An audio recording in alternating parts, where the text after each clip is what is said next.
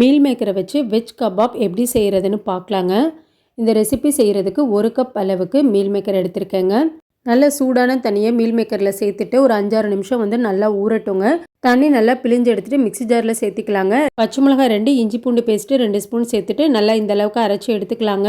பெரிய வெங்காயம் 2, கொத்தமல்லி தழை, மஞ்சத்தூள், மிளகாத்தூள், காஷ்மீரி மிளகாத்தூள், மிளகுத்தூள், சீரகத்தூள், சோம்புத்தூள், மல்லித்தூள் 2 ஸ்பூன் அளவுக்கு சேர்த்துட்டு கரம் மசாலா 1/4 டீஸ்பூன் சேர்த்துட்டு தேவையான அளவு உப்பு சேர்த்துக்கலாங்க. அரை அளவுக்கு எலுமிச்சம்பழம் சாறு சேர்த்துட்டு நல்லா மிக்ஸ் பண்ணி எடுத்துக்கலாங்க. இது கூட 5 டேபிள் ஸ்பூன் அளவுக்கு மைதா சேர்த்துக்கலாங்க.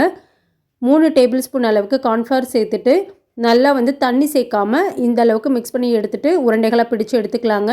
சூடான எண்ணெயில் ஒவ்வொரு உருண்டைகளாக போட்டு எடுத்துக்கலாங்க. மிதமான தீயில வச்சுக்கோங்க. இப்போ 2 பக்கம் இந்த அளவுக்கு செவந்ததுக்கப்புறம் எடுத்துக்கலாங்க. டேஸ்ட் ரொம்ப சூப்பராக இருக்குங்க. கண்டிப்பாக ட்ரை பண்ணி பார்த்துட்டு எப்படி இருந்ததுன்னு உங்கள் கமெண்ட்ஸை எனக்கு சொல்லுங்கள்.